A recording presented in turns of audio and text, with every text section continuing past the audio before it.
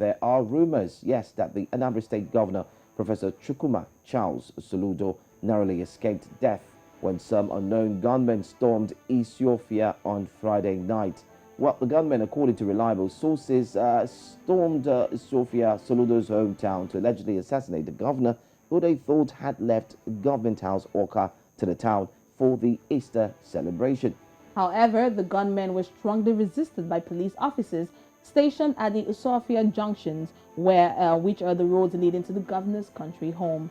Joining us on Breakfast Central is a journalist live from Awka, Anambra State. We have Franklin Chukwuebuka. Many thanks for joining the program, Franklin. Now, what's the story that is making the rounds concerning an assassination attempt on the current governor of Anambra State?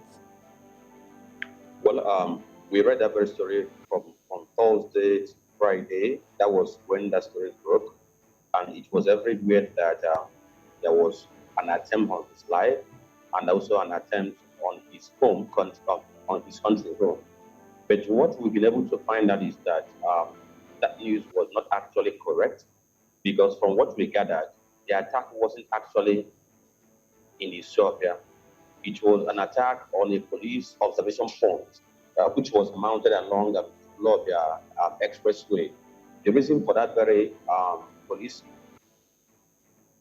observation post was because of the instances we have in Anambra State, where we keep on hearing about attacks here and there. So that was why that very police point was mounted along that Isuofia expressway. So the attackers actually maybe trying to send a message or trying to test their mettle, decided to attack that very police point.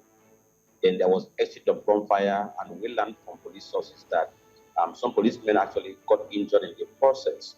That is what we can confirm now. And interestingly, as of that very Thursday, Friday, that this very attack happened, Soludo was not in Anambra State. So I keep on imagining how the attempt would have been made on his life.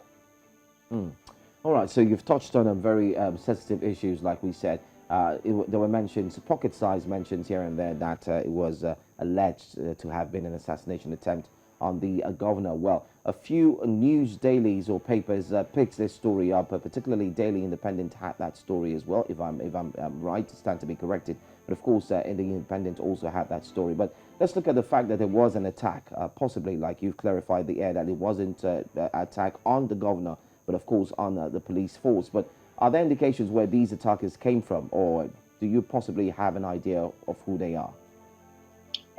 As it stands now, nobody will be able to say, okay, this is where they are coming from. But within the security circles, they will have their suspicion. But for the fact that nobody has been able to come out categorically to say that these are the people who are committing this very trouble, nobody will be able to say these are the people. We can only speculate amongst ourselves, oh, it could be coming from here, it could be coming from here. But for now, we don't have anything concrete about who is actually behind the attacks. All right, now we do understand that as soon as Governor Soludo came into office as the governor of Anambra State, he created a committee that will look into the agitation, the reason behind the agitation from IPOB, because he himself has mentioned that he is not against IPOB through his media aid. What is the possibility that insurgency will come to a halt very soon in Anambra State? Well, using the word very soon is far from being the reality. I don't see insurgency coming to a halt very soon, because from what we have understood, the people who are facing this very trouble, they are constantly trying to send a message that, Soludo, you cannot do anything unless you are accede to our demands, or unless you allow us to do whatever we have in mind, that we cannot stop the attack. So talking about this insurgency coming to an end very soon is not going to happen. Yes, the committee has been given the responsibility. He has been given the terms of reference on what to do.